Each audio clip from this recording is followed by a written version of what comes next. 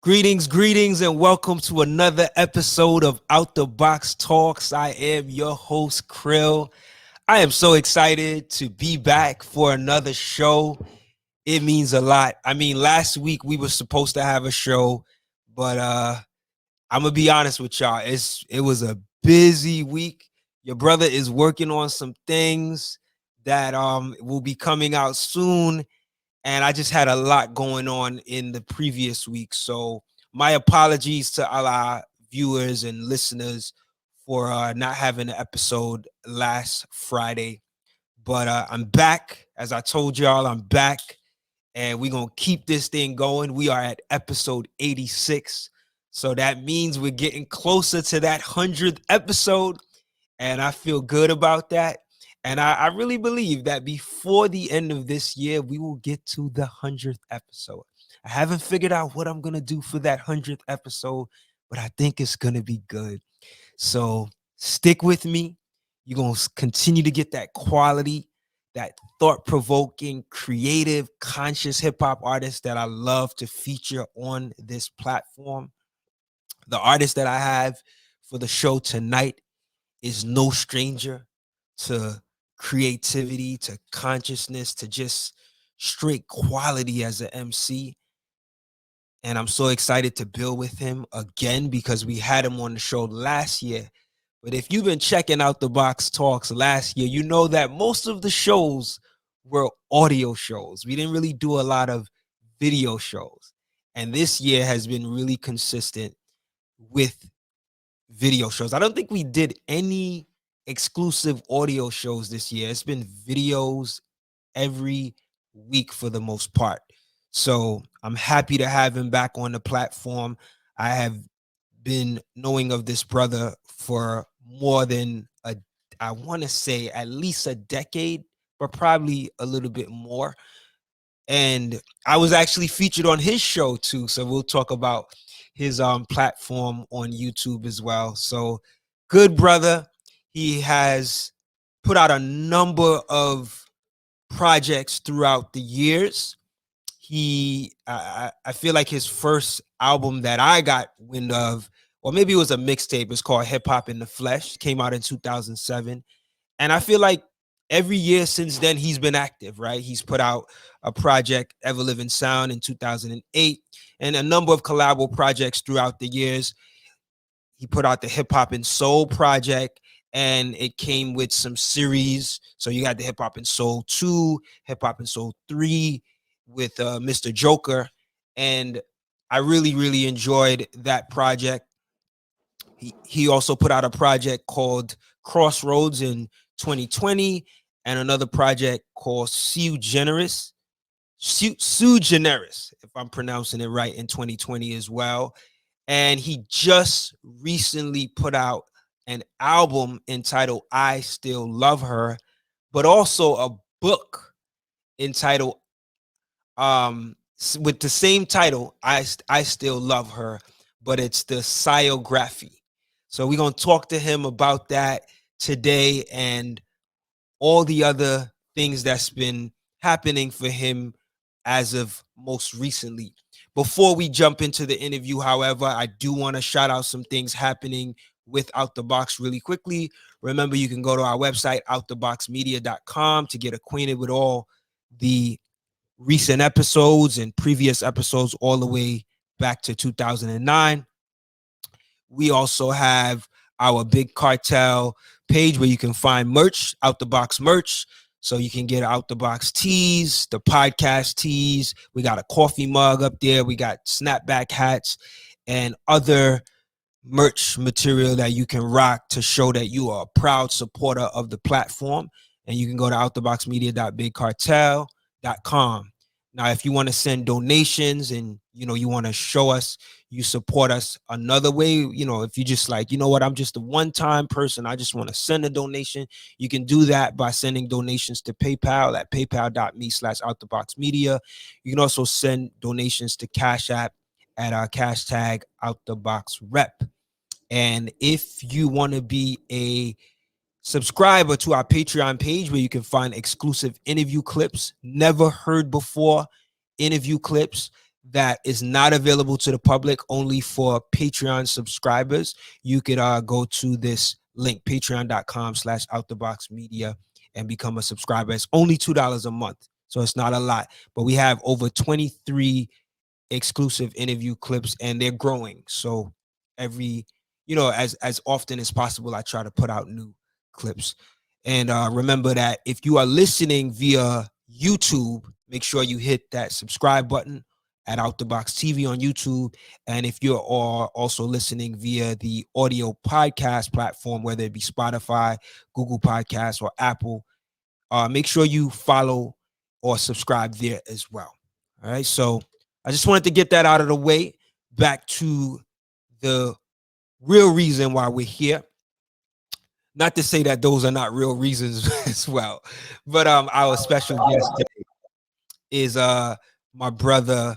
He is actually from the state of New Jersey, and he's repping that state really hard too. and like I said, man, I've known this brother for a while now, so I'm really excited to build with him about his new book and project entitled I Still Love Her.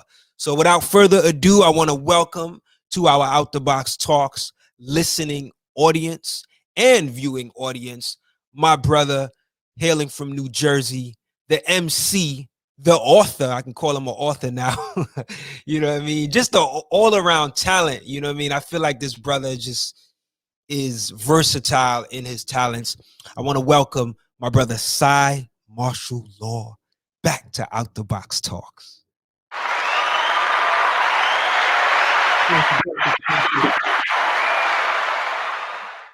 What's good? Thank you. Peace, Krill. Thank you for having me back on the show. I do appreciate, you know what I'm saying? Thank you. Glad indeed, man. I know my intro was a little long today, man, but being that it's the first time I'm having you on the platform visually, I felt like I needed to do a little more to bring you in. I appreciate that. I take it every time. Indeed, man. So what's good, man? How are you? Like, what's going on with you at this stage in time? A lot, right? I mean, I just came out with a book on Monday. I came out with an album on Monday. Today is Wednesday, so I'm just focused on the promotion of these things. The album's called I Still Love Her. The book is called I Still Love Her. It's you jacked up the name in the beginning of the show. It's biography, just like biography, but right. I thought I said biography. Did I say you said something real crazy. It wasn't biography. My bad.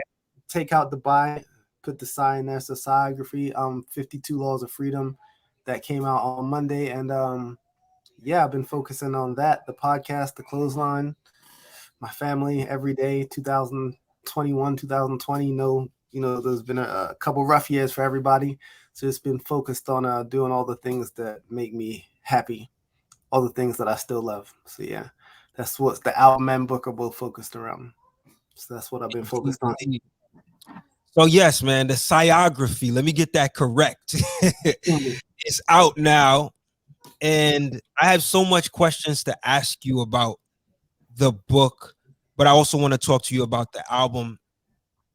So when I saw that the album in the book was titled I Still Love Her, it immediately reminded me of the classic Common track, I Used to Love Her, right?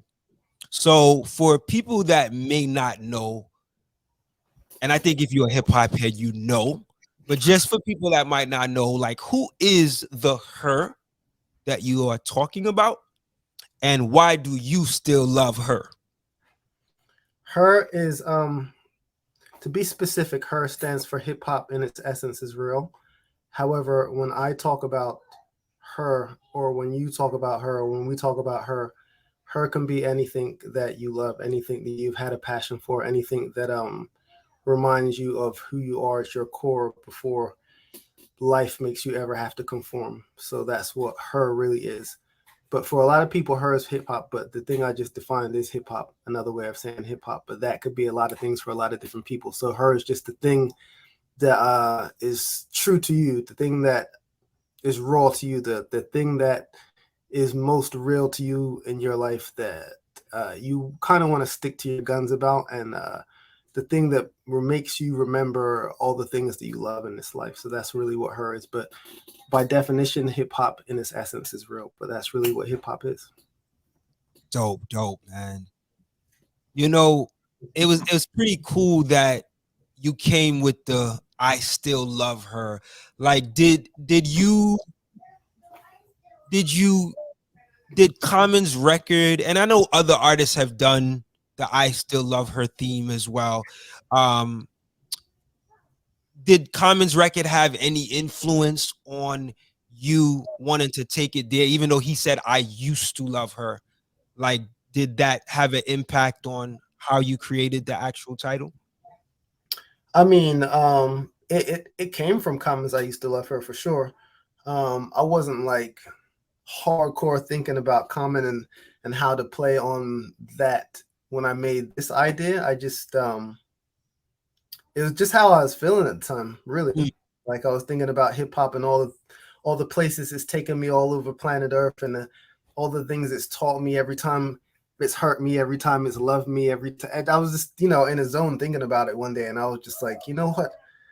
I really still love her.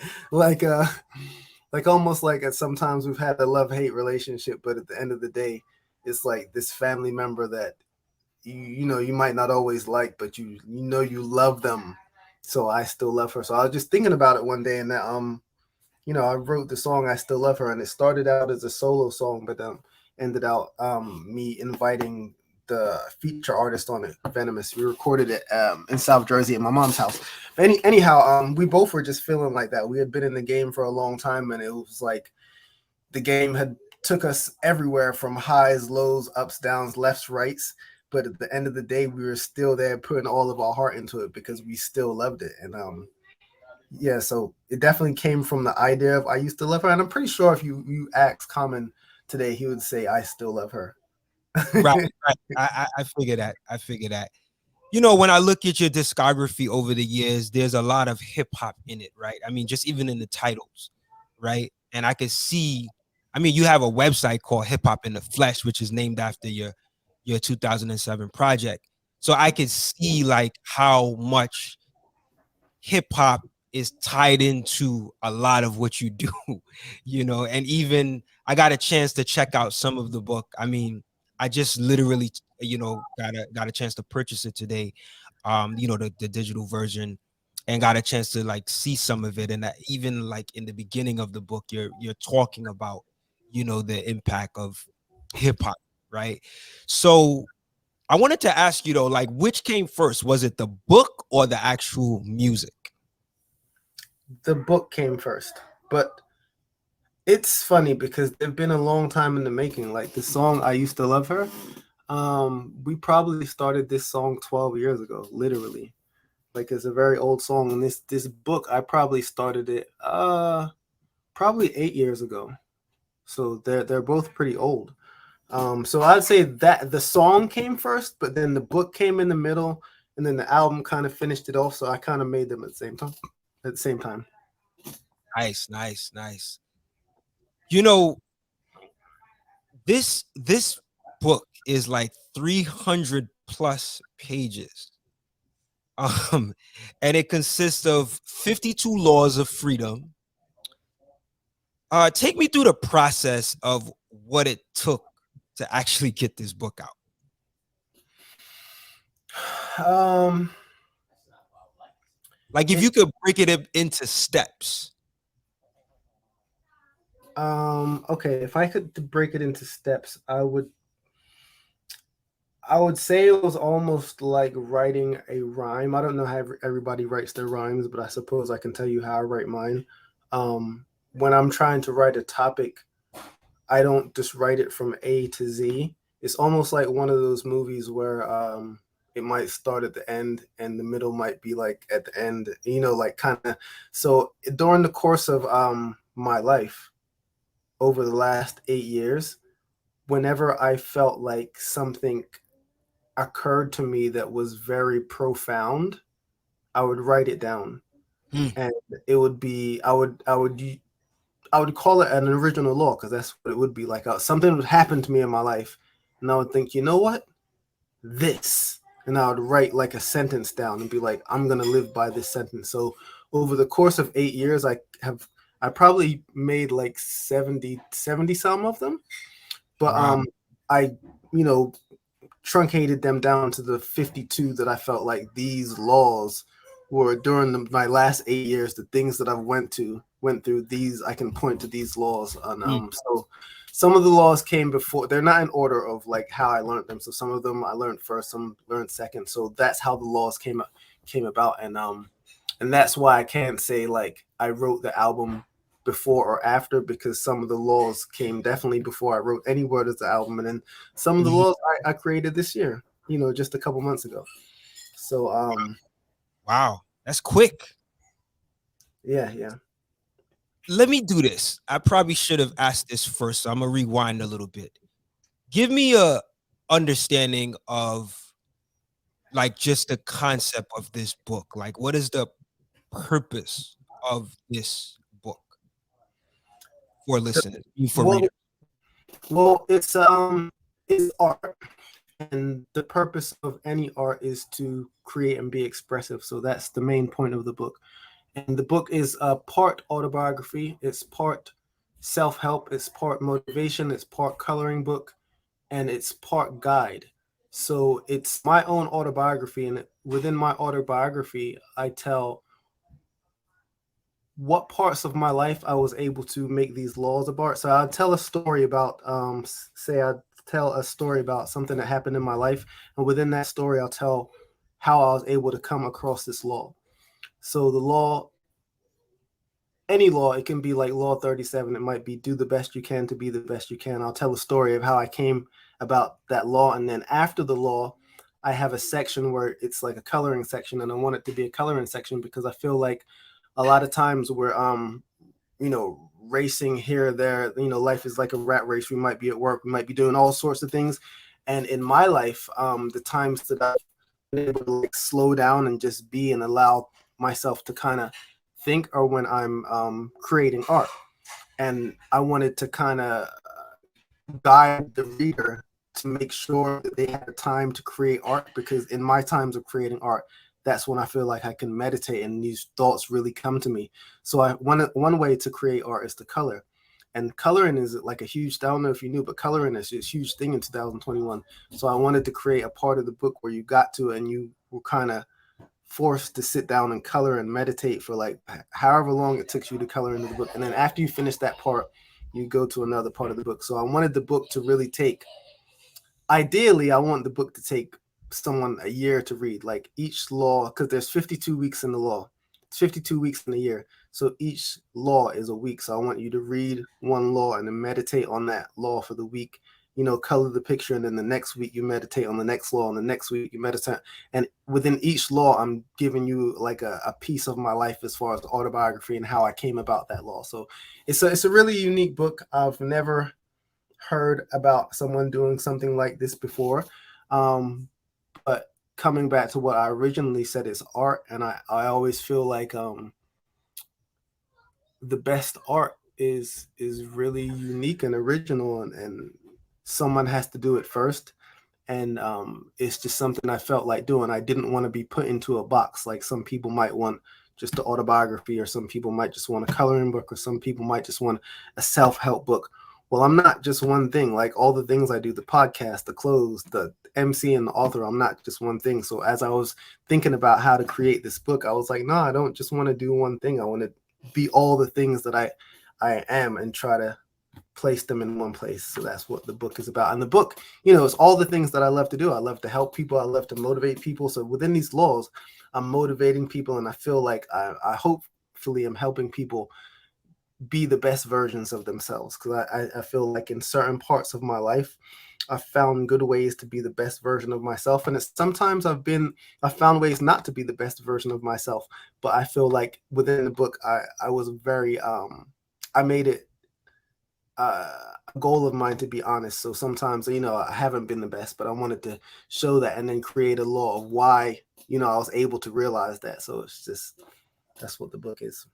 Yeah, I noticed, like I said, in the first few pages of the book, you kind of gave a little bit of your history, where you were born and, even your name, how it came to be. And I think it's really interesting that you were able to infuse like your life with laws that people could learn from. It was almost like what's the word they say? They say you kill two birds with one stone. Right. Um, by knocking out an autobiography slash self help, and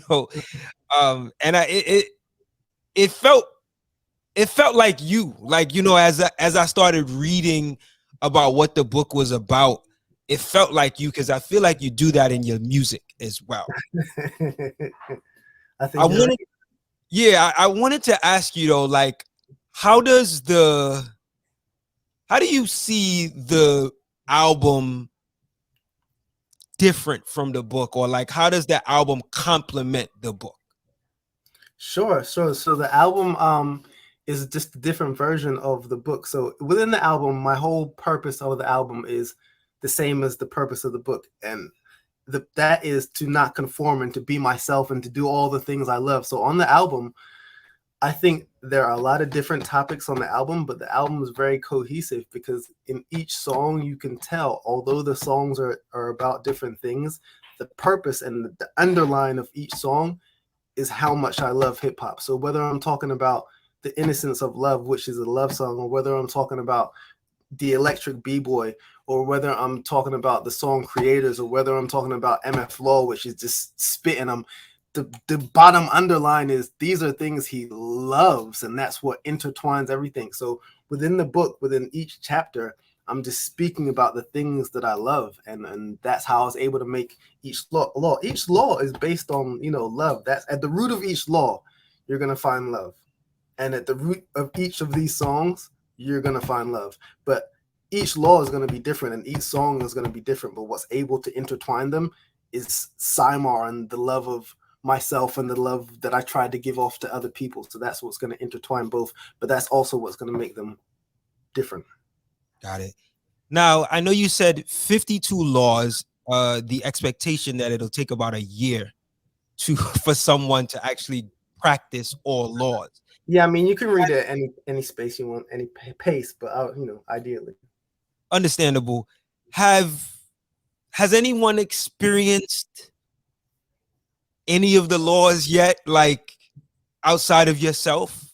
Like, I mean, I know the book is fresh, but I'm sure in the process of you writing it, you probably had other people read it, or I don't know, or maybe someone you were able to pass, just kind of what you were thinking with maybe like a family member or someone. Like, has anyone experienced any of the laws yet outside of yourself? You mean like has anyone read the book? I want to say read the book. So yeah, we could go with that. But being that it just fresh came out, I was more leaning towards like, have you shared any of the laws with anyone else? I have. I have. Okay. And what has been the reception of some of what those laws are? Has anyone reaped any of the benefits from the laws or spoke to you about it? Has anyone reaped any of the benefits of the laws? I'm sure I haven't necessarily spoken to anyone that has been Yeah. like, yo, this specific law. However, the laws are who I am as a person. So if you speak to me on a day-to-day basis, the things that you find out in this book, they're things that I say all the time. They're me. Okay. So I'm pretty sure. I would hope someone has benefited from something Right. I've done at Just some being point. around you and observing you. I would think so. Because there's this kind of people who inspired me to write it.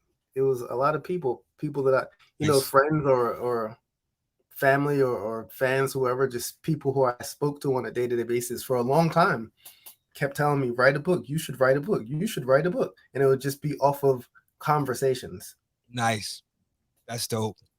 It's dope when people can see the light in you and encourage you to push forward in that way. So I want to stay on this book, but I'm gonna get to the music, but I want to stay on the book because I think it's a milestone for you, man. Like this This is a huge thing, you know what I mean? And I'm looking again, I go back to the 300 pages. Like, that's not easy to do, in my viewpoint. I mean, I don't know if you think that's easy, but I'm saying that's not easy to do.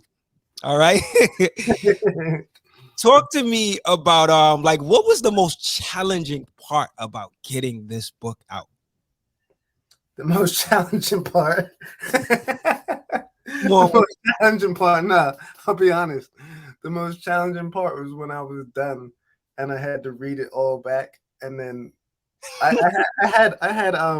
had two different editors. So my first editor, I won't say his name, but I think he quit on me because my job might have been so terrible. So I was always in the honors English classes, like in high school, in school. I was never that great at math, any other class, but English, I was that guy. And I used to get good grades in English, but not perfect grades. And I never got perfect grades because I never wanted to follow the rules of the English rules. Like I would, if he gave us a topic, I would write whatever the topic was about, and I'd write an incredible essay. But I didn't want to follow like the grammar rules. I just wanted to write. So I kind of, graduated high school, whatever. So I wrote this long book and I sent it to the editor. And I'm thinking, I know how to write. I was always in honors English classes. So he sent it back, and it was the most humbling experience when my first edit came back with the red all over it. So that was the hardest part, having to read my book like, oh my God, I can't put this out. It was so funny at the time. That was hard. And then I thought I was done. Me thinking I was done. That was the hardest part. Dope. I got it. At what point did you say enough is enough? I'm not gonna read this anymore. Even after the edits, because I want to believe that as the main author of this book, like, you can be pretty critical, right? And even though you get the edits back, you're like, I want to check this out one more time. At what point do you like, you know what, I'm done? Because that's it was right up until the end. And when was the end? When did you finish? About 2 months ago. Got it. So yeah, it was right up until the end. But I was having this conversation with my guy Chopzilla, who produced most of my album yesterday, and I was just like, yo, nothing there, like, what's perfect? Like, there is no perfect. I made a whole entire album called Imperfectly Perfect, and that was my point. People get hung up on perfect so badly, they never do anything. So yes, I could definitely pick any piece of art I've ever put out, there's always something in it I personally can find and be like, I could have done that better. But if I hang on that stuff, a lot of things will never get put out. And that paralyzes a lot of people from creating. So there's definitely something in the book I could change, or and I mean, a lot of people end up never putting stuff out because of that, Right. So I totally hear you on that. Tell me, what was the most fun? The most fun part of the book? Of creating the book? Reliving some of the stories that I told. Nice. So some of them really made me laugh, cry, get angry. Some I had to like not put in. Some I had to go back and be like, yo, they need to hear this. So that was pretty cool. And I had to remember a lot of stuff. When you read someone's autobiography and they say something very specific from very long ago, and you're like, yo, there's no way dude's memory is that ill.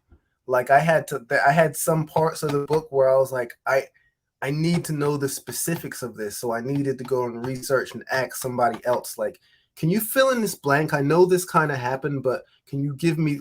You didn't know what I'm talking about? You had to have read an autobiography like, yo, there's no way he remembered that.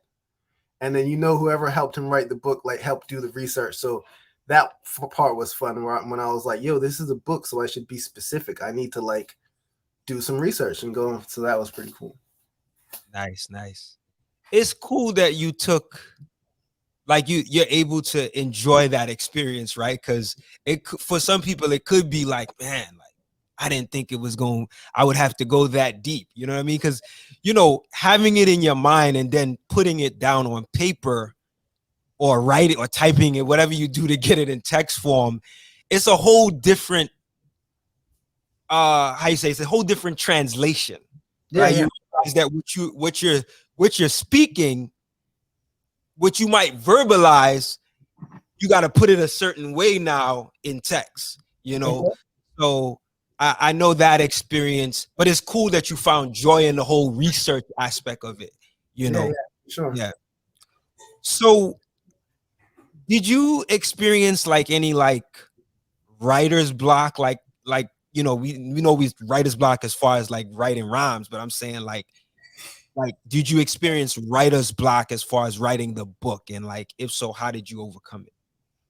No, I didn't experience that because it took a long time to write, and I wasn't trying to write it straight through. I only sat down and wrote it like when I had something to write about. So I didn't.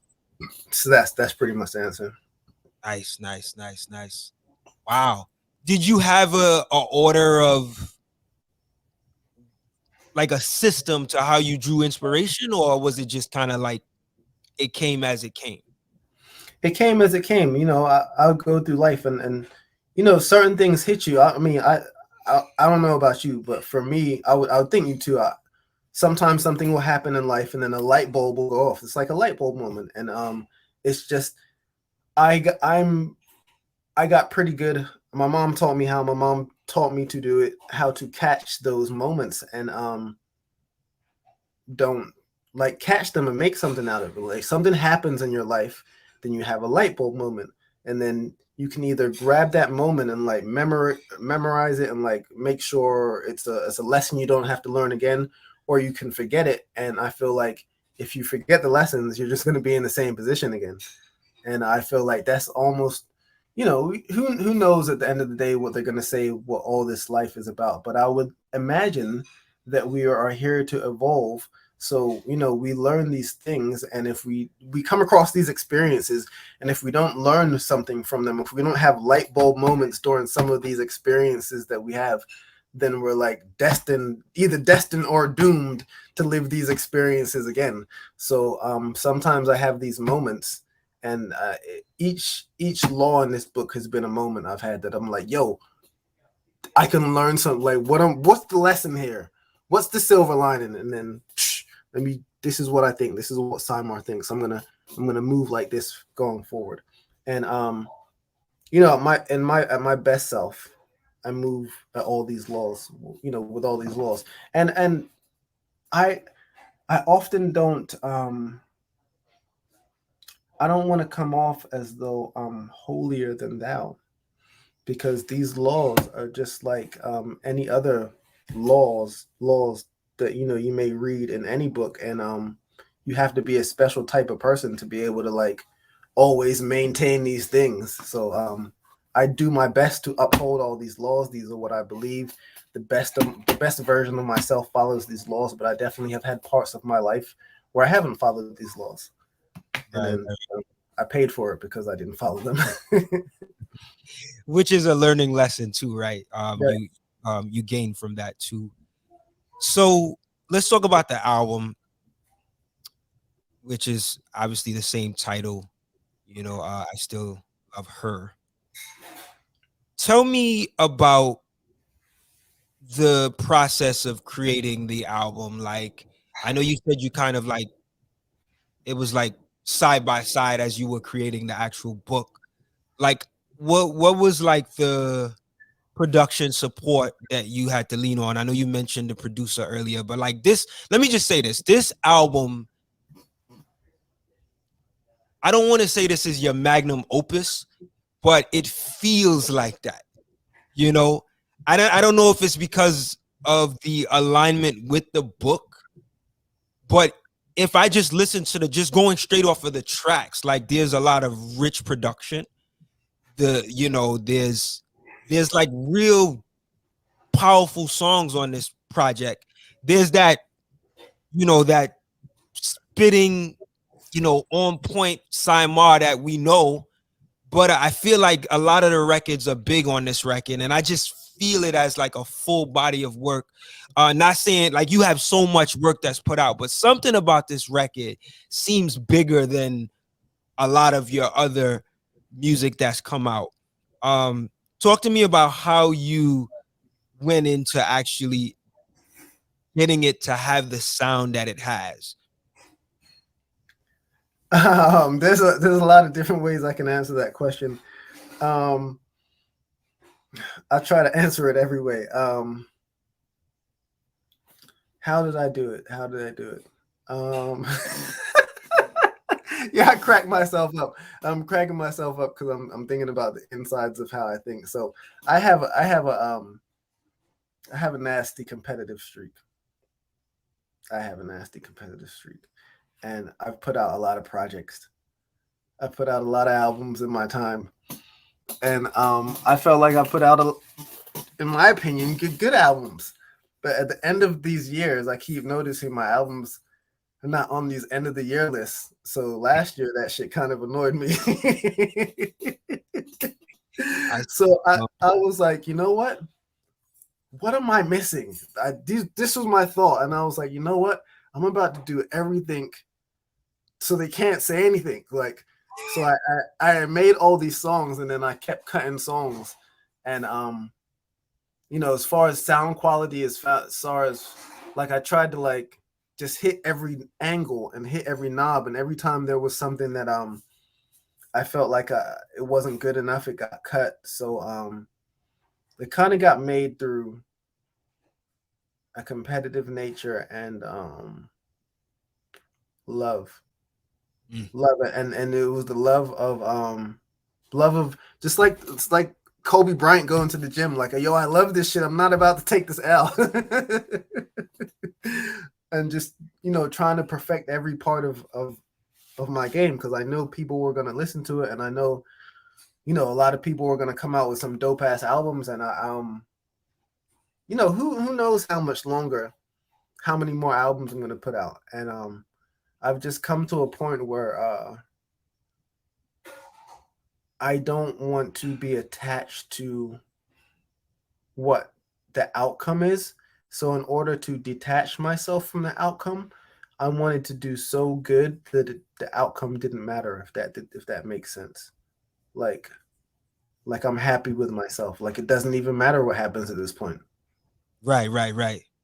And it almost feels like even though you set out to make, that top 10 list or top 20 list at the end of the year, I feel like from what I'm hearing you say is that you'll be satisfied even if you still don't make it. Yeah. So it started like that, and I put my head down so hard, and when I looked up, it didn't like matter where I was. Like it started like that, but it's almost like you training for a fight to beat somebody, and you train so hard. By the time you're done, you forget about who you're fighting, because it's like, yo, I don't even need to fight this dude anymore. Like I learned so much about myself from trying so hard that like I realized I won. So a lot of times people are successful and they don't give themselves credit for their success because they're looking for success in some other type of way. They're looking for, I think I made a post about this shit the other day, that people are looking for success by approval from other people, or just like someone else saying, that's what I'm really trying to say. At the beginning, I was looking for approval by someone else saying like, yo, your shit is good, your shit is hot. But I know I just worked so hard and put so much into this. It's almost like I don't need that shit anymore because I know what I just did. Word. So that's what it is. And there's a gratifying feeling in being able to stop for a second and reflect on all you've done. And I think a lot of times we don't do that. We're always looking at the next thing that we need to do. Right. I think that's good that you brought that up. So one of the things I do want to mention that really makes this album very special too is the cover art. It speaks volumes. Talk to me about how the cover art was created, and for those that may not know, the cover art is literally right to the left of Cymar. You see it in the image right now. It's right behind you. eyes the same way. Yeah, I know. It's for those that are looking, they're gonna see it. So it's that like kind of like an animated image of you. Tell me about how this cover art came together and what's actually, what's being depicted with you in this particular cover. Well, this guy has a fresh edge up, so it almost don't look like me. um, so I wanted to get to do a portrait. I want to do a portrait of my last album, which was Sui Generis, but the producer who I made it with didn't want to get a portrait of us, so I took the idea for myself. No, but it worked out because the album is about me, and I feel like when someone at the end of your day, at the end of your life, your choices. I once read a quote that said something like, "Your choices at the end of your day, at the end of your life, will paint a portrait of who you are." So I thought about that quote, and I just thought, who am I at this point? So in this album, I wanted to put out, who I was at that point and the things I loved at that point, and I just took that idea and thought of a portrait. Who am I at this point? Because our choices up until this point in our life will always create a portrait of who we are. So I just thought, am I at this point? And this album was about me and what I love. So I just like, it should be a portrait. And because as far as like how like what the artist did, as far as like I'm backwards. I'm going like this. It's to your left. It's to your so back of as far as the yeah. artist like splashing paint all over, that's purely the artist's idea. I said I wanted my logo on it. I said I gave them a picture of me with a fresh haircut, and it was just like drew a portrait. So yeah, that's where it came from. Wow. Well, the artist did a really wonderful job. I mean, they say a picture is worth 1,000 words, right? And this painting definitely speaks in that direction, that those in that volume. Who is the artist, if you don't mind sharing? Srila from Sri Lanka. Wow, okay. So being able to cut, that's another thing I've seen you do for a long time in your career, is connect with people and work with people internationally. How has that benefited your career to this point, being able to, just involve yourself in collaborations with people beyond the States? It's been cool. How has it helped? I mean, I know someone in every continent. Like I know someone that I can talk to right now in every continent. I don't know. I think that's pretty cool. How has it helped? It's when I was touring, it helped more when I was going to Europe, because I could go to like different countries and I didn't always have to get a hotel because I actually knew people in these countries. But it's just been cool knowing that I have an impression or an influence in these different countries. So as far as it helped, I'm pretty sure it's helped me get some sort of fan base in those countries. But beyond how it's helped, I just think like it's cool. I mean, I enjoy it. I enjoy talking to different people. I enjoy networking. I understand that we're more the same than we're different. We just seem different on the outside. So a lot of times, a lot of people don't connect with people, even in in your home.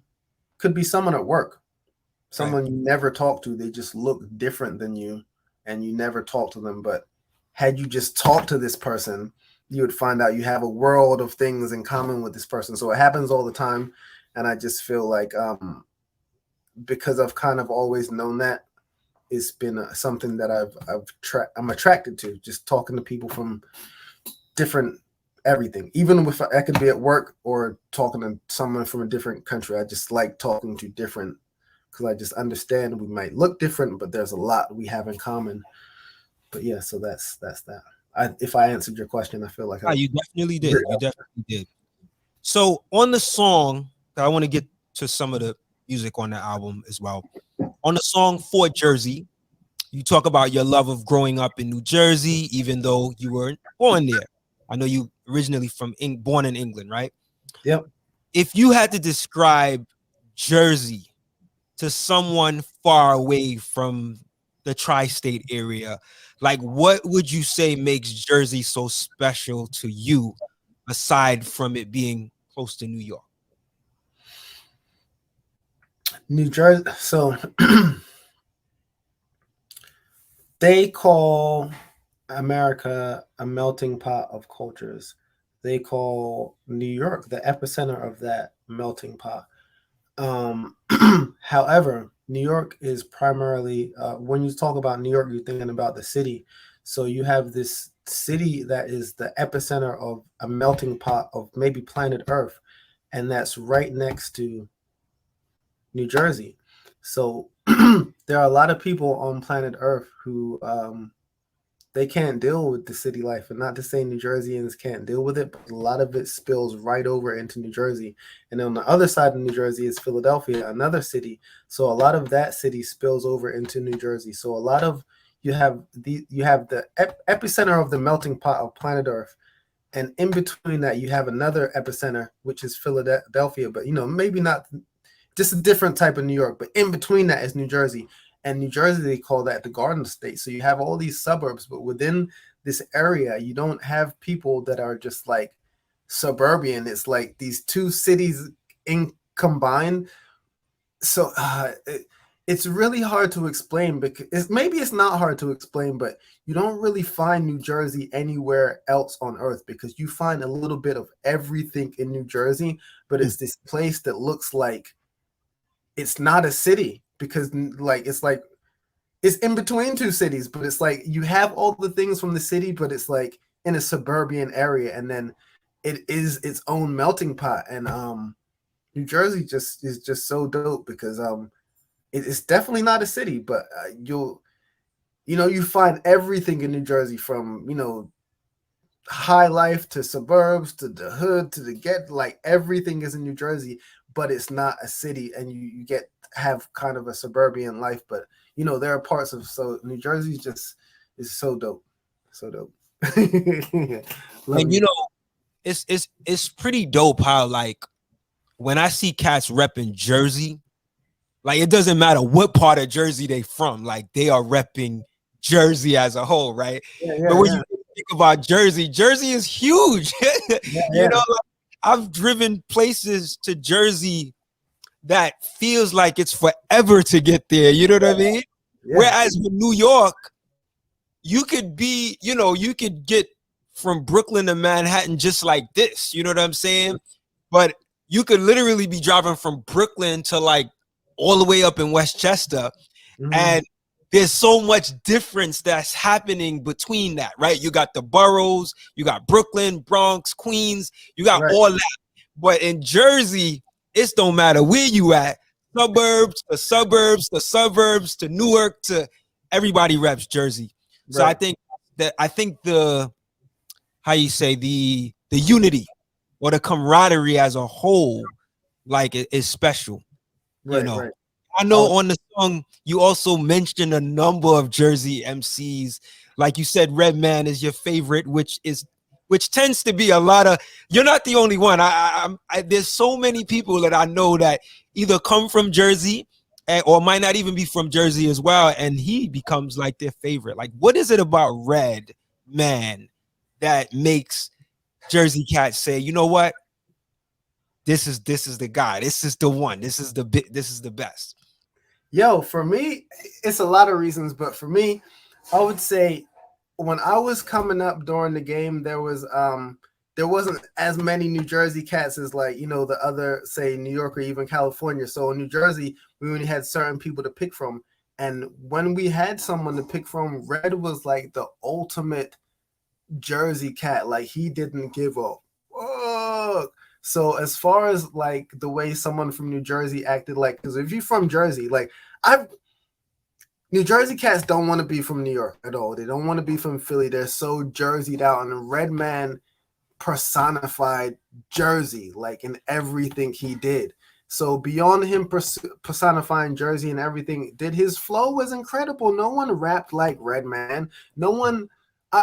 I can't think of anyone at the time from New York or Philly or anyone that didn't give a less of a F than Redman. And that is so Jersey. Like, yo, this is who we are. We're as good as anybody else. And he was just like, he had Jersey on his back. So for so long, Red had Jersey on his back. And because I'm from New Jersey and I'm a team player, and I'm just like, it's like, yo, this guy did this for us. Like, he did it for us, and I'm home team as hell. I'm like, yo, he did that for me. Like, if it wasn't for Red, I wouldn't be able to do the things I'm doing now. Like, he definitely. So how do I even have the audacity to be like, Red is not my favorite? Red is my favorite. And his flow is stupid still. That's a great explanation. That makes so much sense.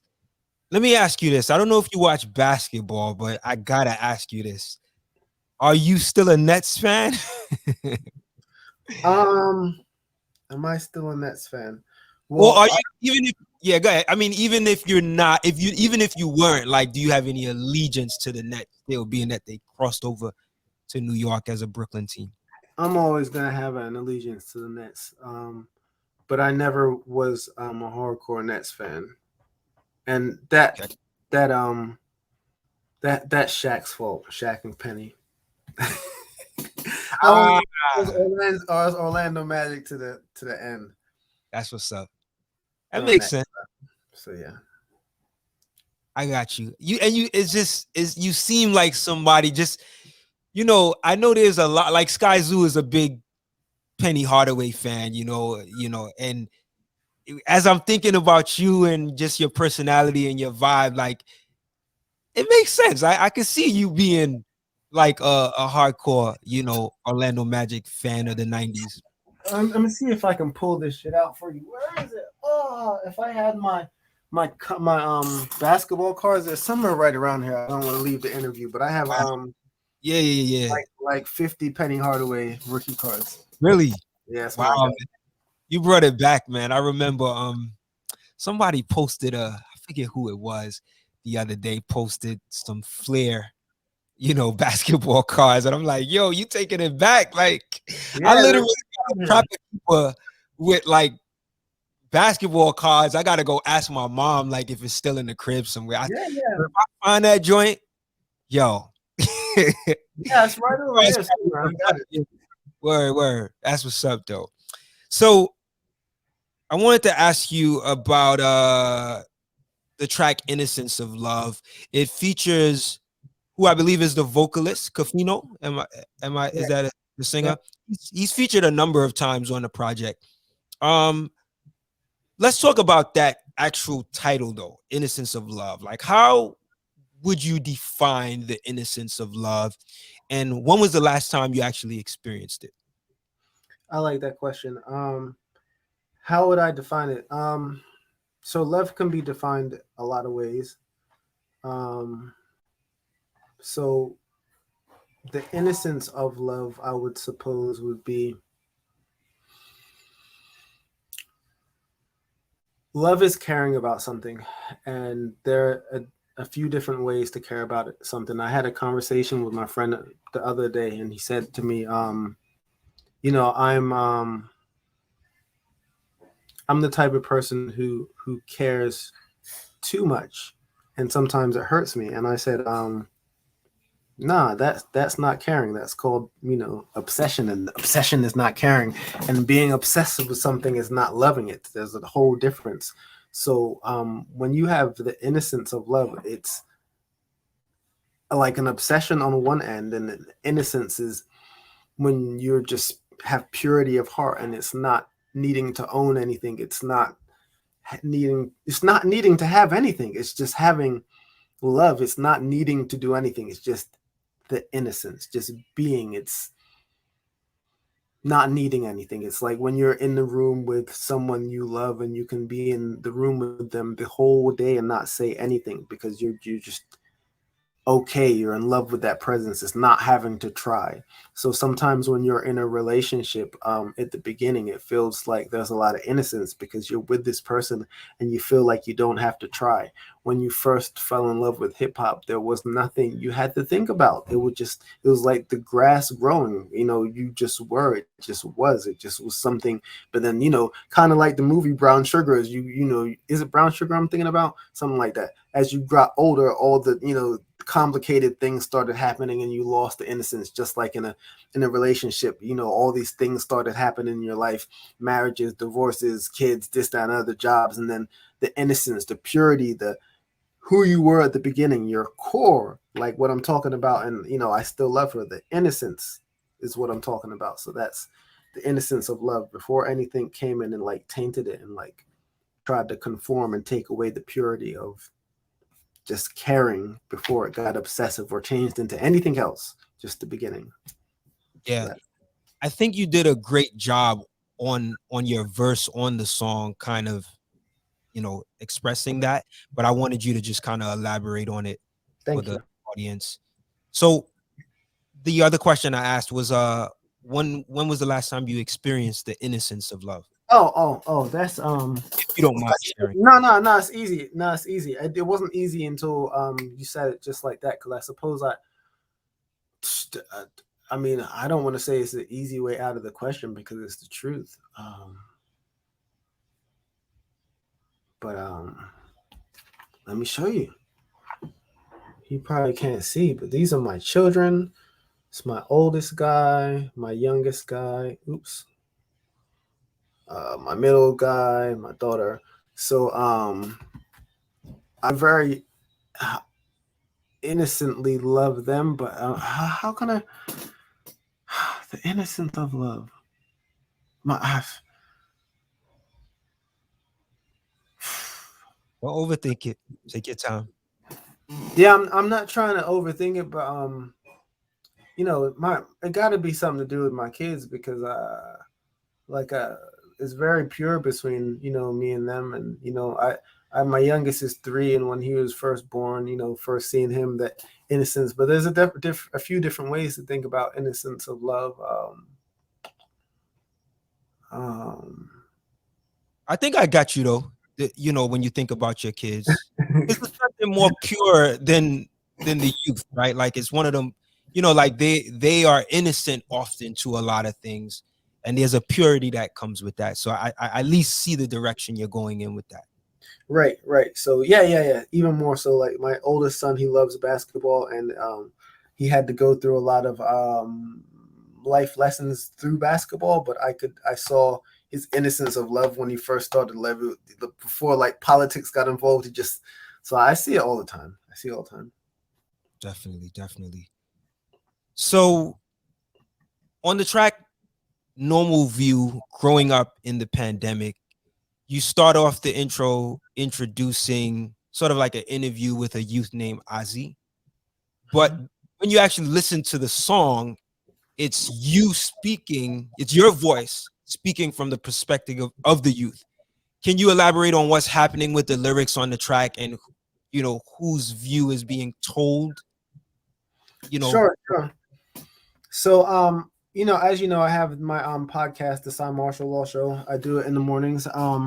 So on the show, I think it's like episode 37. I have an episode called "Growing Up in the Pandemic," because at the time I thought I was watching a lot of things on the news, and I didn't see anyone interviewing any kids, asking them kind of what they were going through in the pandemic. So I thought, let me have my first interview, and let my first interview be my own kid. So I interviewed my kid. Both of my sons. I interviewed my oldest son Tyshar and my younger son Azzy. So we call his full name is Azari. We call him Azzy, Azzi, Azzy. So that the beginning, the intro of that song is actually an episode to the Cymarshall Law Show. It's on YouTube right now, episode 38, 37, or 39, but it's called "Growing Up in the Pandemic." So that actual first 10 seconds is on YouTube somewhere. So the engineer pulled that off YouTube and used it as the beginning of the song. But I interviewed both of my sons about the pandemic. So all the answers in that song, all the answers they gave me, I turned them into a song, and I wrote it from the perspective of both of my sons, and really just any kid in the pandemic. And so in the interview, I made it seem like I was giving the answers from the perspective of my 15-year-old son, but the answers are really his answers, my daughter's answers, my son's answers, and really any answers that I was able to pick up from just what I was able to see, what I see in regular everyday life. So yeah. nice. what would you say you've gathered from the experience of receiving all of those answers? What have I gathered? I've gathered that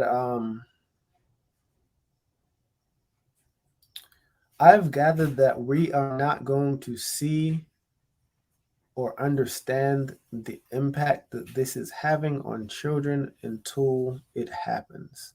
Mm. They are definitely going through things. Because imagine this. Adults are going through things. Good night, my guy. Adults are going through things and they're clearly like going to therapy. They're getting fired. COVID, this, like, they're clearly going through things.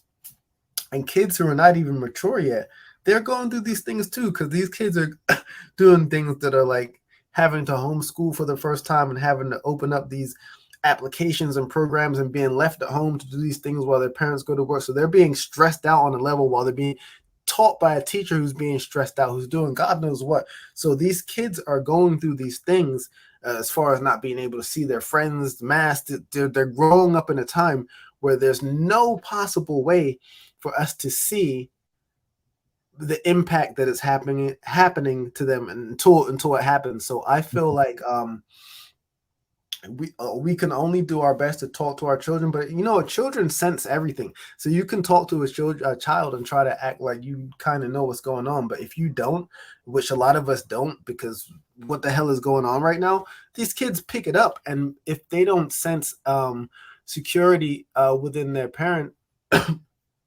I feel like in the history of me seeing things like that, when a kid doesn't really trust a parent, they kind of decide to make up their own path and lane, because they're like, how am I going to trust this adult? They're not even sure about what the hell is going on. And there's a lot of adults who don't know what the hell is going on right now.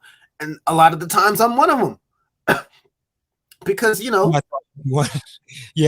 you said a lot. Yes. So we don't really know what this is going to do to the children yet. We can see what's happening. Like, I have a kid who's 3, and he hasn't known, and that's why I called this song, and it messes a lot of people up. So when I first wrote the song title down, someone said to me, "You mean the new normal?" And I was like, "No, the normal new." They was like, "No, the phrase is the new normal." And I was like, "Yeah, I know what the phrase is, but that's not what the song's called. The song's called the normal new." And they're like, "Why?" And I was like, "Because what is normal anymore? It's like every 5 minutes there's a new normal, which is like, so it's like the new is like the normal. So it's not the new normal. It's like the new is the normal. So it's like the normal new. So that's like everything constantly is changing. So I think I veered off from your question again, but no, you got it. I mean, and not every answer is the answer that is an expected answer, right? Like you have to be genuine with your answer, and it's valid. Like it makes so much sense, like, because we're all experiencing this together.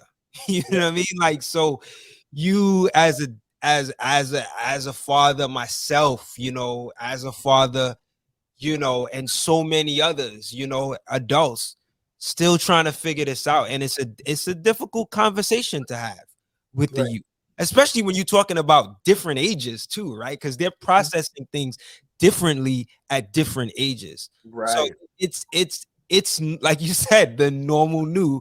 It's almost normal. It's like almost normal abnormal. You know what I mean? Because we are going through some uncertain times, and you got to find the normal within that. Right. Oh yeah. Indeed.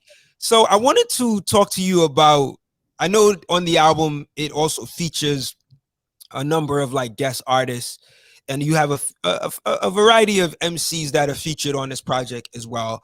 But 2 prominent names that are on the project is UG of Cellar Dwellers and Graph. And I thought it was cool to see those 2 artists featured on the album, not taking anything away from the other artists that are also featured on the album, because everybody excels on the project. But those 2 brothers are like known for like spitting. Like, you know what I mean? They are known for like really going in with the bars. Like, talk to me about your reasoning for collaborating with them specifically for this project. So UG, I've always wanted to do a song with him and Phantasm. It would have been dope if Phantasm was on the song too. Shout out to Phantasm. Um, so yeah, I finally reached out to UG. I've known UG for a few times. I've done a few shows with him. We've spoken a few times, and I've always taken note that he shows love, and I really appreciate that. So I had this joint, and I reached out. Like I just took a shot in the dark. I didn't, it's not like I talk to the brother every day, but I know he definitely knows who I am, and we spoke several times. Of told him that I came up kind of listening to him when I was like younger in high school, and a lot of people was listening to like a lot of commercial hip hop. You couldn't tell me anything. I would be like cellar dwellers, cellar dwellers, cellar dwellers, cellar dwellers. So we came up, or I came up, and I actually met the brother, did a couple shows with him. So I reached out one the time, and he said, he was down. He was like, "Yo, of course, bong bong." He said something like that. So, and he returned the verse in like a day or two, and it was fire. And Wow. so that was super dope. And he's been one of my favorites. So that was like that was definitely a full circle moment. Definitely. Because again, when I was a kid, all types of MCs. And I think their album Realms and Reality came out. I think it came out in 96, if I'm not mistaken. And 96, 95, 94, those are really great times in hip hop. And that album, even when it came out, I don't feel like enough people heard about it, but it was so dope. Like it's still so dope, Realms and Reality. So I felt blessed that UG was down to get on the song, and then the song is dope. Like we made like a like we hit it on the head. It's the type of song that you dream you could make with someone that you grew up listening to, like that type of song. Right. And I gotta say that the song that comes before it, they segue really nicely. It's almost like you don't even realize, like, oh, you just switched to a new song. But what's dope about it is that, because I think you have Kafino also on that record too, right? He's also Yeah, singing on that record. And I think that's the melody as well as his vocals tie in the two, like segue the two records together. right. But what's dope is that you guys are really spitting on the record. Like, did you have any moments between Graph and UG where you felt like, yo, I gotta go back and write my rhymes, so I gotta like come a little harder because they are, because of how they are, like as MCs and the energy and just the level of lyricality that they put into their lyrics? Nope. I figured you was gonna say that, but I said let me ask. You know what um, I mean? you said truthful and honest. No, I Nah, I didn't. dig it. I dig it. I didn't rewrite it. I didn't rewrite a letter. Not a period, not a letter. That's But what's up. those are and as far as Graph, Graph is like he's one of my favorites. I can't. Graph is like up here as far as like lyricist. I don't see how Graph doesn't have like more of a following or fan base. Not to say that he doesn't, but to me, man, that man is so good at what he does. Like he's like really, really, really, really, really, really, really, really, really, really good. And so when you say that I rewrite my raps, I mean I Not even rewriting. Did you even have any moments of like, you know what? Maybe I can change that. nah Dig it. nah I didn't. And I suppose what uh would be more clear to you, I suppose what you're getting at a different angle is that when I was writing it, was I thinking about who else might be get on the song. So when I was writing it, I knew that I was going to body it. Okay. Like Okay. so I dig it. I knew I wouldn't have to rewrite it because in my brain, like I said, remember I said a few at the beginning of the interview, I'm a very competitive person. So in my brain, like if I know someone else is getting on the song and I have to bury it, I can do that. Because Is remember, I that said English is my favorite topic. So if I have a beat and I'm attached to the beat and I know that someone else is getting on it, yeah, I can definitely like pick it apart and make sure I do really, really good. For sure. got it? And it seems like that's the case with whoever you, whoever's featured. It doesn't matter who it is. You're gonna go hard. You know what I mean? Because of that. Competitive nature. I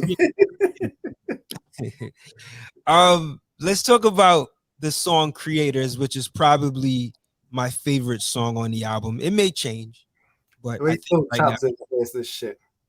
what's that? Wait till Chopzilla hears this shit. That's the song that I was trying to make not make the album. He was like, "Sai, it's the best song on the album." The guy who mastered the album, Cold Cut, Chop was like, he said it's the best song on the album, and I definitely was trying to make that song not make the album. You know why I think that? I mean, aside from just the awesome production and just the way that you're delivering your rhymes on it, I think you say a lot of things in that one song that are like quotables, and not quotables in the sense of like lyrically witty quotables, but like little jewels, you know what I mean? Like life jewels or things that are relatable to aspects of life that people have either went through or can learn from. And I think that's what makes the record stand out. And I mean, you do that throughout most of your music, but this one, it shines a little bit more to the forefront, on the project. So I wanted to ask you, you have a line on the song Creators where you say that you'd rather be authentic than popular.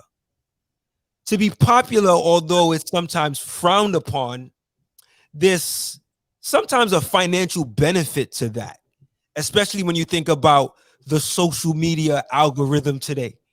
But even considering that, why do you choose authentic over popular? The reason I choose authentic over popular because I always try to like give a different answer, but I'll just pop with the answer that pops straight into my head. I mean, I suppose when an answer is too easy to me, I try to think of a harder answer. And sometimes that's the wrong thing to do because sometimes the answer is not, you don't have to think that hard. But I have babies who are watching me. And if I'm not authentic, the way they say the sins of the father will be the kids or something like that. My kids are watching me. They're watching everything I do. And sometimes I would have some people I know that performed on stage and they would say things like the crowd wasn't really for them. And I would say it's not necessarily the crowd that's not for you or your style of music. They can just smell authenticity. So as long as no matter what you're talking about, you could be talking about gangster rap or you could be talking about sewing and knitting. As long as you're on stage and they can smell authenticity, they're going to follow you. So why authenticity over popularity? Because I the reason I paused on that and said maybe I could think of a better answer than directing it to my children, because I feel like a lot of answers I can just say my children. And there was a time where I didn't have any children, so I thought, what would I say if I didn't have any children? So I suppose the quick answer is my children. That's an easy answer and it's a good answer. But if I was to think of something like suppose you didn't have children, why would you say authenticity over popularity? I suppose for the same reason that you would choose your mother's Sunday dinner cooking over McDonald's. At the end of the day, it's better for you. It lasts longer. It gives you better energy. It's real, and it feels better. You know what I'm saying? It's really who I am, as opposed to a carbon copy. So yeah. And I mean, popularity doesn't last. Authenticity lasts. Got it. I was gonna say, like, I know that the question seems like it's an easy answer, right? And I just want to let you know the reason why I asked it is because I really wanted you to go a little bit more in depth as to what authenticity means to you, because I'm choosing authenticity over popular as well. But I wanted to peel the layers off. Yeah. of it means to you. So yeah, dope, dope, dope. So let's go back to that song again. You have a line where you say, "You are an outgoing introvert who needs space." Can you expound on what your experience as an outgoing introvert looks like? Yeah. Very, very easily, which is it's a crazy ass thing to say, but I suppose that's why I love hip hop, because I know when I say it's a crazy ass thing to say, I know when a lot of people hear the song, there are a lot of people who are like, "That's not so crazy. That sounds just like me."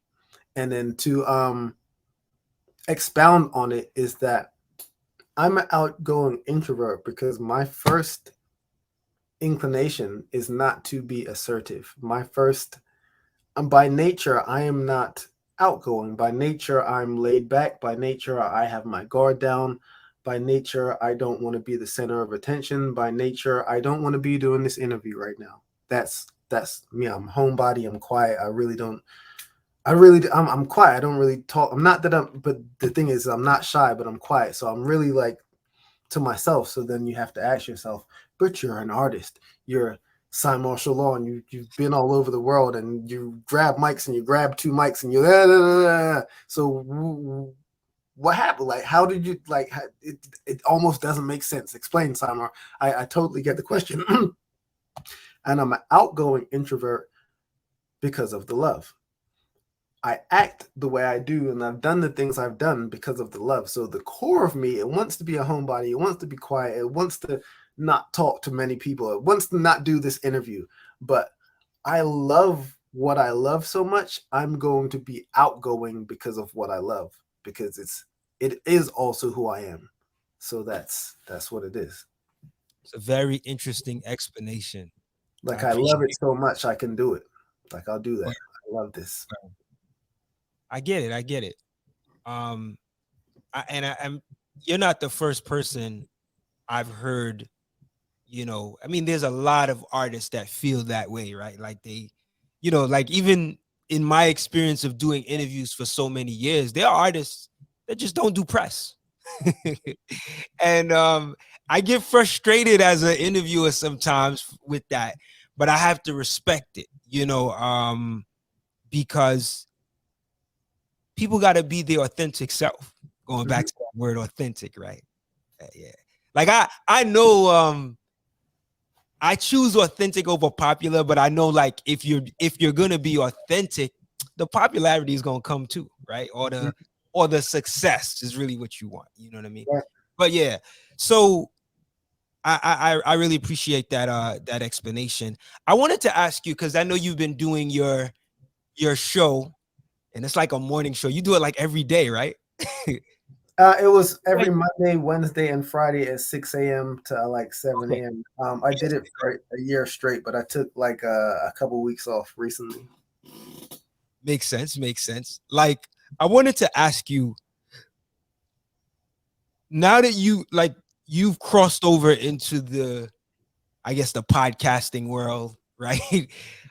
How has the experience been now? Like, I don't know how many interviews you've done where like this, where someone's interviewing you since you started the podcast, but is the experience different? Even with what you're experiencing today with me, is the experience different now that you've already sat in the seat as the host, coming Um, now as the guest again? I wouldn't say it's too different. I like interviewing people. It's fun. I like talking to people when it comes down to it. Like I was saying earlier, because a lot of times you draw things out of people and you find that they are more similar to you than you might have realized, or you might find things about them that you didn't know that are surprising. And I like pulling those things out of people. I know that there's parts of people that they don't always express, whether it's in their song or art. So when I speak to someone who's an artist, I try to find something that they haven't put out there yet. So I think that's pretty cool. And when I'm doing interviews, say with you, um, as I'm giving you the answers, I'm trying to intentionally give you things that I kind of haven't said before, and that's the type of thing that I would try to pull out of someone that like. So it's the same to me. I enjoy like talking, you know. Even Indeed. though I might not want to talk when you get me to talk, I kind of like talking. The reason why I ask you that question, and I'm gonna tell you why, is because I did a few interviews this year already, and one was with you. I mean, with me being the actual guest, right? And it was different for me. I'm gonna be honest. It was different for me because I'm usually the one asking the questions, and then now I find that wow, like I'm really in this seat. You know what I mean? Right, right. Giving this side of myself. So it was kind of it was a switch in seats, but it was a different experience for me. So I was wondering, now that you've done the hosting for like a whole year, coming back, has it been different? But you gave a valid answer, so I could dig that. Okay. So let's talk about the I want to talk about the last track. It's called Spit It Dad. Let me make sure I got that right. Spit It Dad. Tell me how that track came to be. And why did it appear as the final track? Why did you feel it was fitting for you to close the album with this track? Um, a couple reasons. I suppose the main reason was I can't remember who. I wish I could remember who exactly it was. Let me try to remember. I can't remember who exactly it was, but there was a point where I kept hearing really, really good raps, and they were really long. So I was like, let me just write a long ass rap. Because back in the day, before I learned how to count bars, I used to just write long raps. And I was just thinking, as far as like hip hop and loving it, when I first started, it wasn't about topics, it wasn't about anything. It was just about being in a cipher and just rapping and trying to make someone in the crowd go, oh, or make the mean mug face or put their hat low, um, or impress somebody. So I would just like, let me just go in for like a long time and just lovingly make love to the track in every way I can. Word porn on 1,000. So I got the beat and I went in and I didn't really look up until I felt like I had said all I needed to say. And then after I recorded the song, it sounded like it needed an intro, and I was looking for a comedian to do the intro, like Aries Spirits or somebody. I actually reached out to Aries. He almost did it, but I can't remember what happened. And I was like, I was like, who could intro this song? Cause I wanted someone like close to me, and I couldn't think of anyone. And I almost put it on the album with no intro, and then it just hit me like, yo, who can amp me up more than anybody? And I called my four soldiers in. And they was like, spit it, Dad. Did So you yeah, coach them on what they were gonna say? Like, did you tell them to say "spit it, dad," or did it just happen naturally for them? it happened naturally. I was like, yo, just amp me up. Like, I'm about to rap and just amp me up. And they was like, yeah, we got it. Yeah, Dad. Yeah, Dad. And that was it. It was dope. Like I heard, I think it was just one of your sons. I know it was a number of them in there, a number of your kids in there at the end of the song, but like I recall hearing like one of your sons saying, oh, did dad leave the studio open or something like that? And it made me think about like how many times have you experienced them kind of like going into your studio? Like are they even allowed to go up in the studio and like experiment with stuff? Like what's that experience like building and bonding with them in that element?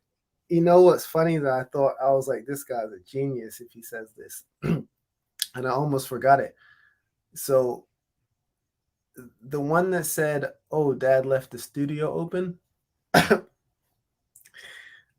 was like, is anyone going to catch on? Because when he was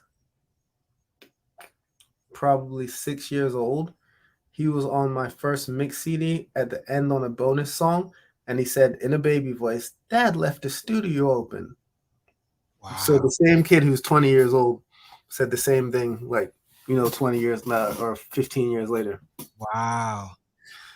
Yeah. So yeah, I've been in the studio since he's been 5. Yeah.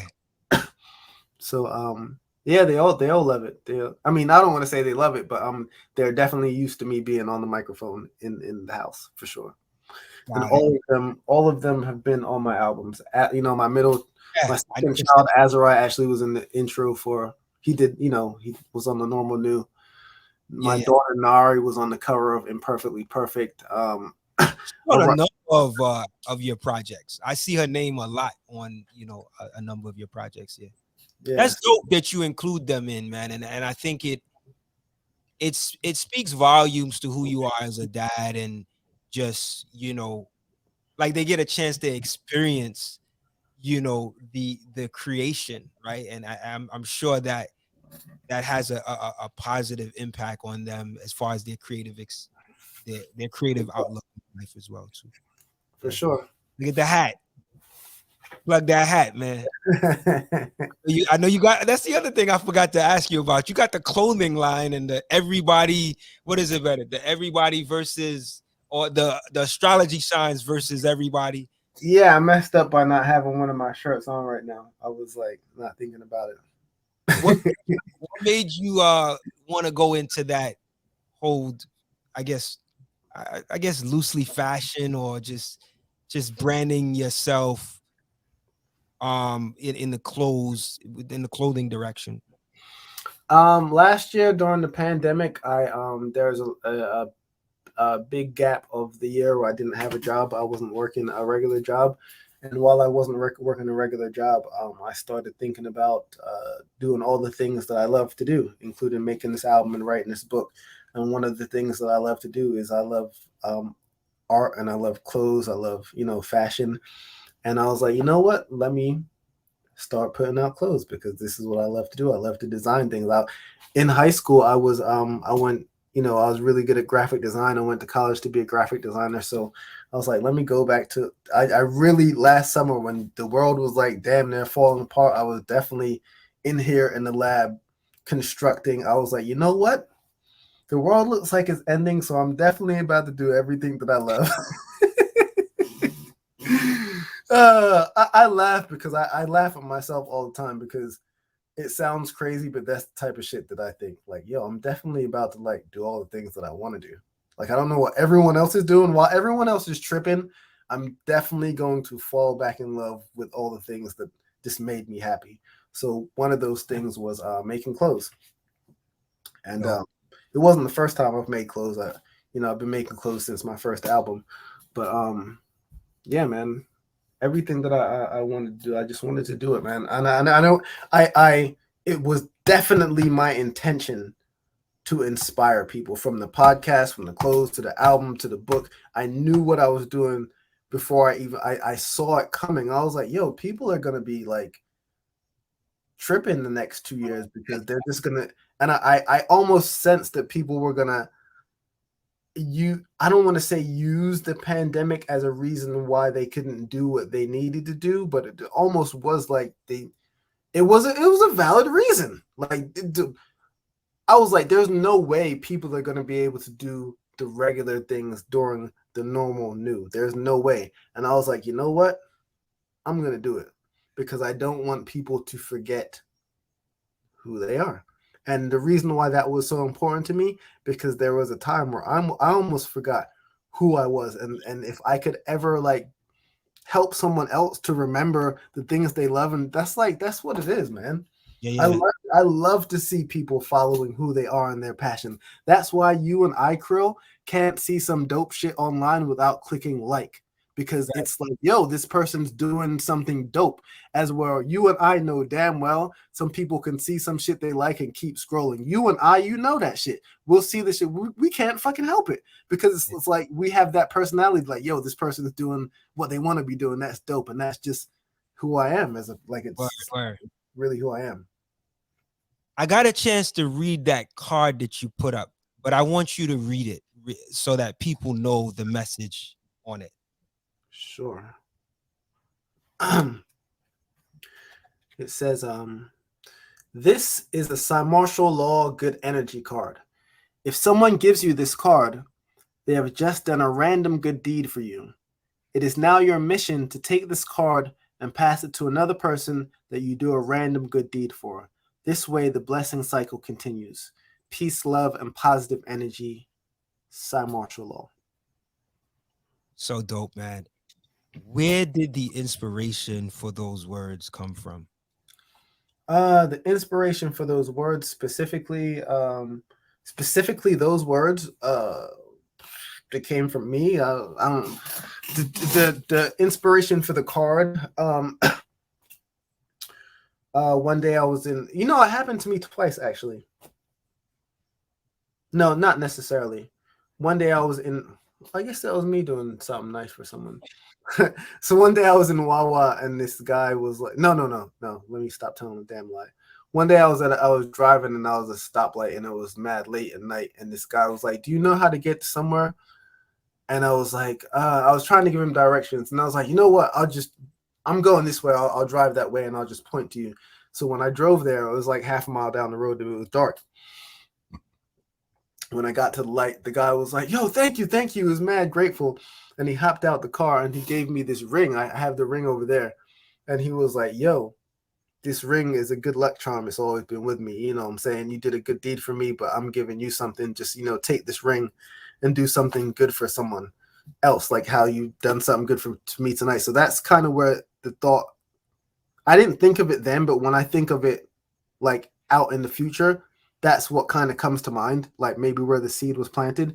And then one day, as I was thinking about everything I just told you about making people remember who they are and the love and like just remembering that there are good people still in the world, I just was thinking like every day people complain about what's wrong in the world and they never think or really do anything to change it.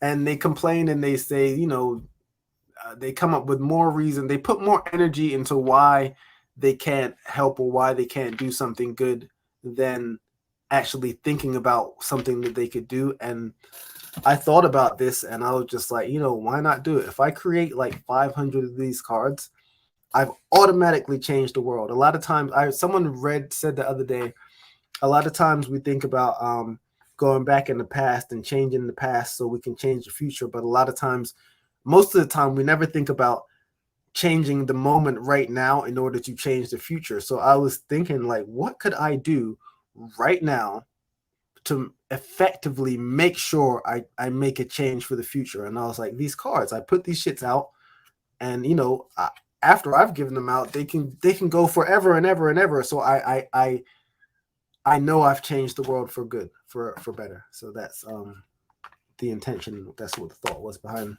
the cards. That's dope, man.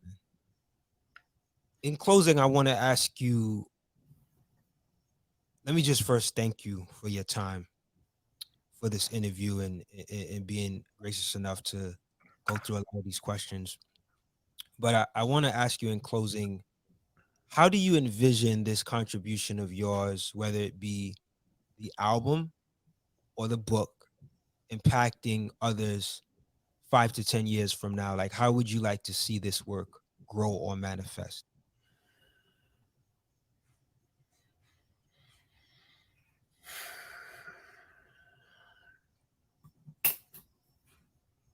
The album and the book, I want them both to be a constant reminder of who you can be, who you're being the best version of yourself. In 5 to 10 years, I hope people can look back at it and remember during this specific time period, because there's never been a time period like this ever in the history of Earth, I don't think.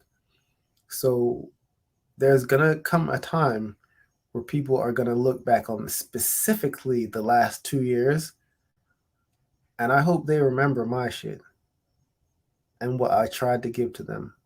And I hope they remember it in a not in a what I tried to give to them. I hope they remember it like, yo, that's part of history and he was there and he did that for himself, for us, and during a time where the world was kind of crumbling around, Cymarshall Law was sitting there giving out love upon love upon love upon love upon love. And then it was like Why was he doing it? Was he doing it to get popular? Not at all, because at this point in my life, whatever happens next is I'm okay with. I could sell 10 books, I could sell 10 million. Like whatever happens next, I'm definitely okay with. Like I'm good. So it definitely wasn't for popularity. It definitely wasn't for money. So it's like, why did you do it? Because I definitely just spent a whole lot of time and a whole lot of energy. And it's like, why did you do it?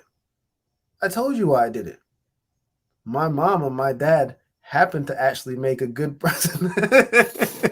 So no, like I'm really trying to inject love out into the world because it's looking real crazy out there. And I can't say I've always been the best person. Like I've definitely messed up some times in my life, but at the core of me, the introvert, outgoing introvert core of me, like I want to see people happy. I want to see people doing good. I want to see passionate people. I want to see people creating. I want to see people laughing. I want to see people creating art. I want to see people that's what inspires me. Like I love to see people following their dreams. I love to see passionate people. I love to see people creating art. So in 5 to 10 years when people look back on this album and this book, I want them to remember that's who Cymarshall Law was, and that's what he helped us to remember. Well said. Well said, man. And I hope that that happens. But I strongly believe that's gonna happen either way, because you a lot of what you just spoke about was legacy, and you're building it on so many different levels. Like those cards alone, is it like even if you didn't put out the book, like those cards alone go so far. But the fact that you put out a book and it's part your story, your autobiography part, like self-help and the things that you've learned, man. 52 laws. That's a big deal, man. That's a lot for people to learn from. So, Sai, I want to thank you so much for taking the time for our interview today, man. You made it to episode 86. So I'm excited to have you on, man, and I wish you much continued success. I usually would ask like what's next for the artist, but I don't know what's next. I mean, like I'm hard pressed to even think of like what else is next for Cymarshall Law. Like, is there something else you want to achieve that you have not? I feel like you've done it all. Like, and I'm not saying that you're done. I'm just saying like you've done so much. Like care to expound on where you think you would want to go next? Nope, but it's coming. We'll just see. Yeah, it's coming.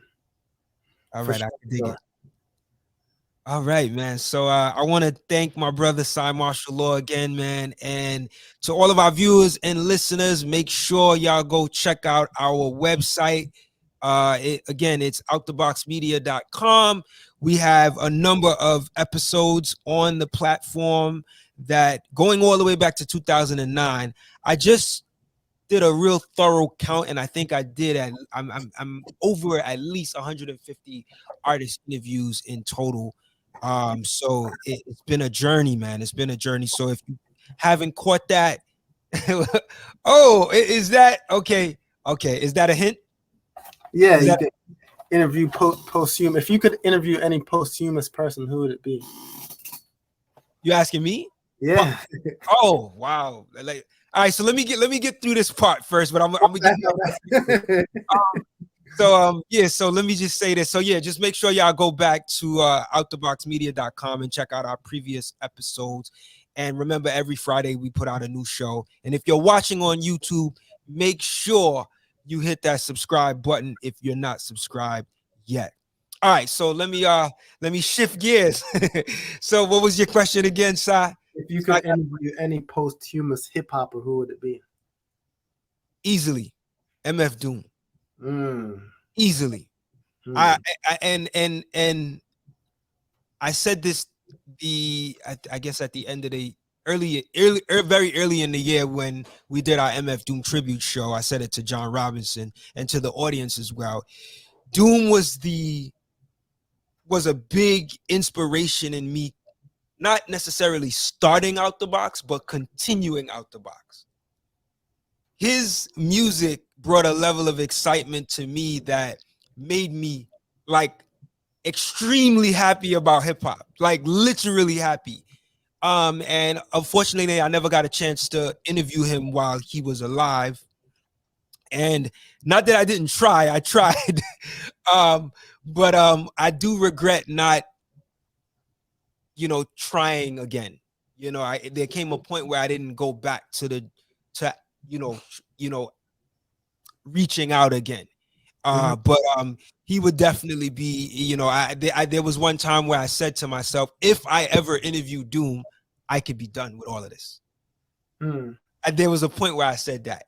And I mean, now in hindsight, I probably would still continue, but he was the pinnacle of who I wanted to interview posthumously. I don't know if there's another artist that, I mean, of course, if I got the chance to interview Tupac, or Biggie, like obviously, but Doom was my favorite MC of all time. So, and if for anyone that knows me, I'm not my top 5 are not everybody's top 5. You know what I mean? My top 5 or my top 3, let me just be more narrow, is MF Doom, Brownsville Kai, and Elzai. And I've said this a number of times. So you don't see Jay-Z or Nas in my top 3. They might be in my top 5, but I'm connected, to what I like. And that's usually not everybody's favorites. So I want to say that I've interviewed pretty much everybody that I always wanted to interview anyway. Dope. Yeah. Give me a round of applause. Word up. Let me get that. Yo, man, it was a pleasure.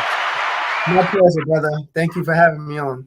Hey, man. So we're gonna definitely keep connected. Make sure you tell the people where to go find, all of your work, the book, everything, where it's at, where they could make sure they keep connected with you. hiphopintheflesh.com. There's a lot of places, but that's why I built hiphopintheflesh.com, so you could always go there and find everything else. So just check out hiphopintheflesh.com and you will find everything else. Thank you very much. Peace, love, and positive energy. Cymarshall Law. That up right now. hiphopintheflesh.com. Yeah, make sure y'all go visit that website. And I love it. Like you can probably just, like you said, it's like a portal to everything, right?